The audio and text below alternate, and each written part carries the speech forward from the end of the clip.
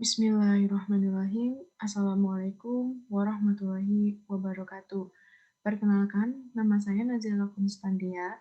Di sini saya akan membahas mengenai tentang yang pertama, mekanisme pembentukan granul, yang kedua, em, formulasi perhitungan dan penimbangan dari granulasi basah. Di sini NPM saya 10060318179 berasal dari kelas Farmasinde. Oke, yang pertama kita akan membahas mengenai tentang mekanisme pembentukan granul terlebih dahulu, di mana mekanisme pembentukan granul ini eh, diikuti oleh adanya interaksi antar partikel. Nah, di sini mula-mula akan terjadi suatu pembasahan partikel, di mana pembasahan partikel ini atau wetting yang merupakan difasilitasi oleh namanya jembatan cair. Nah, di mana jembatan cair ini akan membuat suatu ikatan atau pengikat yang akan mengikat partikel satu dengan partikel lainnya, sehingga akan membuat suatu partikel ini terbasahi. Kemudian, bagaimana mekanisme ikatan partikelnya? Nah, mekanisme ikatan partikelnya itu seperti yang sebelumnya sudah diketahui. Nah, mekanisme ikatan partikelnya itu kita bisa mengetahui adanya penikular, funikular, kapilari, droplet, dan residu droplet. Nah, bagaimana mekanisme ikatan partikel yang ada di sini itu merupakan mekanisme yang seperti apa? Yaitu mekanisme yang berupa kapilari. Kenapa berupa kapilari? Karena kapilari ini merupakan ikatan yang sempurna, yaitu memiliki efek ikatan yang saling kuat antar partikel satu dengan partikel lainnya, dan kapilari ini merupakan mekanisme ikatan partikel yang diinginkan dalam pembuatan granul nanti. Kemudian kalau untuk droplet, itu droplet ini merupakan bagaimana kalau misalnya droplet? Nah, droplet ini merupakan mekanisme ikatan partikel yang tidak sempurna karena bisa dilihat tidak terdapat suatu ikatan partikel yang sempurna seperti kapilari. Terus bagaimana dengan pseudo droplet? Pseudo droplet ini merupakan ikatan partikel yang kelebihan air sehingga akan membuat suatu ikatannya itu menjadi encer atau becek. Nah, sehingga yang diinginkan itu adalah berupa kapilari. Nah, dalam gambar di sini, proses pembasahan ini merupakan ikatan partikelnya itu adalah kapilari. Setelah partikel ini terbasahi dan terdapat adanya jembatan cair, difasilitasi oleh jembatan cair, kemudian terdapat proses pengeringan. Nah, bagaimana mekanisme proses pengeringan ini? Mekanisme proses pengeringan ini biasanya terjadi di granulasi kering. Kalau pembasahan ini biasanya terjadi di granulasi basah. Nah, proses granulasi kering ini di mana bagaimana terjadinya adanya suatu jembatan padat. Nah, yaitu mula-mula partikel ini kan diikat oleh lem yang basah, pengikat yang basah. Nah, di mana akan terjadi suatu pengeringan, di mana pengikat yang lemnya basah ini tuh akan dikeringkan sehingga uap air yang terkandung di dalam partikel ini tuh akan keluar yang akan membuat jembatan padat sehingga uap airnya keluar yang hanya berinteraksi adalah partikel satu dengan partikel lainnya. Nah, biasanya kan mekanisme itu terjadi di granulasi kering. Nah, granulasi kering itu memiliki eh, maksudnya pengikat kering, di mana pengikat kering ini eh, akan diberi tekanan. Nah, dari tekanan itu akan menghasilkan sebuah panas internal yang akan menyebabkan pengikat akan meleleh, sehingga lelehan-lelehan tersebut akan membentuk suatu jembatan padat. Jadi, eh, lelehan-lelehan yang lelehan-lelehan pengikat ini akan membentuk suatu jembatan padat, sehingga interaksi partikel satu dengan partikel lainnya itu akan semakin kuat. Nah, ini interaksi partikelnya sama dengan pembasahan yaitu kapileri. Setelah proses pengeringan, akan terbentuk suatu inti-inti granul yang akan bergabung menjadi suatu granul. Ini merupakan suatu granul akhir.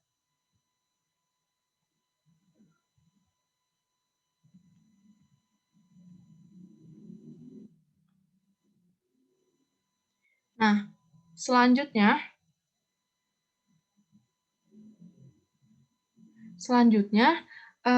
di sini saya akan membahas bagaimana proses pembentukan granul.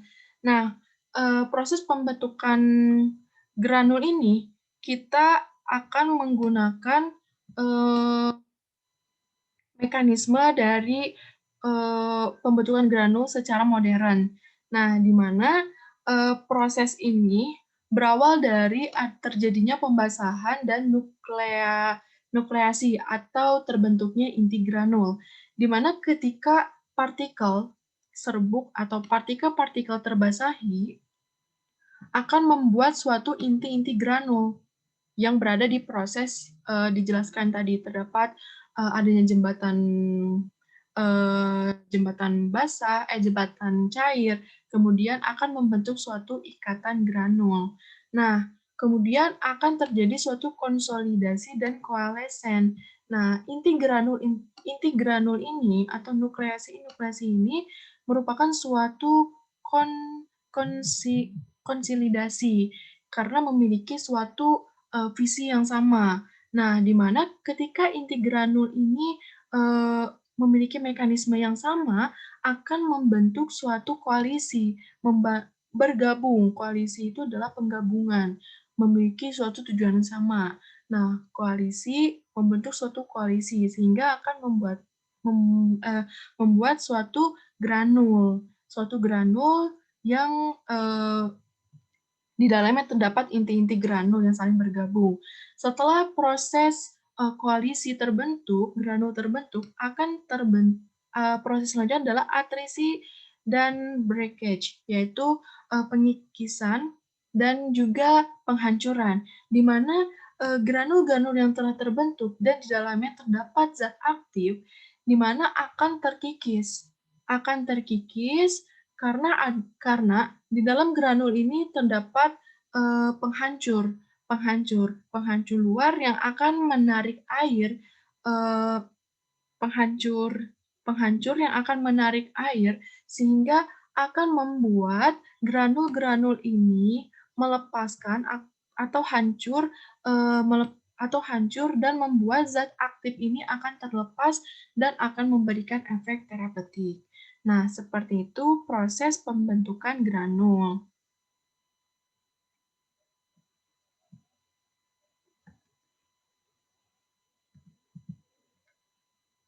Selanjutnya, kita akan membahas mengenai tentang formulasi granulasi basah. Di sini saya membuat formula granulasi basah, bisa dilihat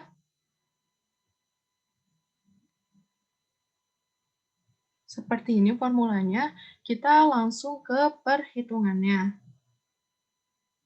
Nah, di mana di sebelumnya komponen dari fase dalam ini 92% dan fase luar ini 8%, sehingga kalau ditotalin 100%. Nah, dalam proses perhitungan dan penimbangannya, di mana kita menghitung fase dalam terlebih dahulu. Komponen fase dalam yang terdiri dari asetosal sebagai zat aktifnya, mucilago, amprotap, laktosa. Nah, di mana yang pertama kita menghitung mucilago terlebih dahulu. Nah, mucilago ini sebagai pengikat, amprotap itu sebagai penghancur. Nah, mucilago kan bisa tadi dilihat memiliki 10%. Nah, dihitung 10/92. Kenapa kita menggunakan 92? Karena kita menggunakan komponen dari fase dalam. Karena kita menghitung di fase dalamnya. Kalau misalnya 10 dibagi 100, itu bukan menghitung dari fase dalamnya, tapi akan menghitung secara keseluruhan, yaitu fase dalam dan fase luarnya. Nah, sehingga kita menghitung 10/92 dikali 230 mg itu didapat dari total fase diamnya, yaitu 230 mg. Kemudian didapatkanlah 25 mg. Kemudian untuk mendapatkan 500 tablet tinggal dikali saja 500 tablet, sehingga hasilnya 12500 mg. Nah, kemudian selanjutnya amprotap juga sama, prosesnya seperti ini. Setelah itu, bagaimana cara menghitung laktosa? Nah, laktosa kan digunakan secukupnya. Nah, untuk menghitung laktosa, total dari fase diam itu kan 230, dikurangin jumlah zat aktifnya 50 ditambah dari mucilagonya 25 dan amprotapnya 25 sehingga didapatkan 130 mg dan untuk 500 tabletnya didapatkan 65.000 mg. Nah, selanjutnya kita akan menghitung fase luar. Nah, komponen fase luar kita karena kan fase luar ini berfungsi untuk menutupi granul ketika dalam proses pencetakan atau membantu granul dalam proses pencetakan menjadi sebuah tablet. Nah, berarti fase luar ini dihitung berdasarkan fase dalamnya. Nah, kemudian diperolehlah massa granul sebenarnya pada saat praktikum ini sebesar 200 mg. Di mana di sini kita akan menghitung, yang pertama kita menghitung terlebih dahulu total dari fase luarnya. Berarti perhitungannya itu 8/92 dikali dengan massa granul sebenarnya didapatkan 200 mg sehingga didapatkan 17,4 mg. Kemudian untuk 500 tabletnya itu sebesar segini. Nah, untuk amprotap dan talkum juga sama. Seperti seperti ini. Nah, oke. Selanjutnya kita akan menghitung jumlah tablet yang diperoleh saat praktikum itu bagaimana. Nah, menghitung jumlah tabletnya itu kita harus bisa menghitung dari massa granul sebenarnya dibagi massa granul teoritis dikali jumlah tablet yang akan dibuat. Nah, massa granul sebenarnya kan didapat dari praktikum, yaitu 200 mg dibagi massa granul teoritis untuk 500 tablet. Nah, bisa dilihat ya untuk 500 tablet ini yaitu segini nilainya, 115.000. Kemudian kita menghitung dikali dengan 500 mg sebagai jumlah tablet yang akan dibuatnya, sehingga dapat 8,69 tablet. Kemudian kandungan zat aktifnya. Nah, bagaimana kita menghitung jumlah kandungan zat aktif? Yang pertama, kita menghitung sama massa granul dibagi massa teoritis dikali dosis zat aktifnya. Dosis zat aktifnya itu kan asetosal, di mana dosis yang terteranya dalam formula itu 50 mg, sehingga kita kali dengan 50 mg. Didapatkanlah, ini seharusnya 105.000 ya, 115.000. Didapatkanlah 869,56 miligram. Kemudian bagaimana kita akan menghitung jumlah bobot tablet yang akan dicetaknya? Nah, rumusnya itu adalah massa granul yang sebenarnya ditambah dengan total dari fase luarnya dibagi jumlah tablet. Nah, massa granul sebenarnya 200, total dari fase luarnya kan sebesar 107,4 miligram per 8,69 tablet sama dengan 25 miligram per tablet. Sehingga didapatkanlah 25 miligram per tablet untuk bobot yang akan dicetaknya. Sekian presentasi dari saya. Wassalamualaikum warahmatullahi wabarakatuh.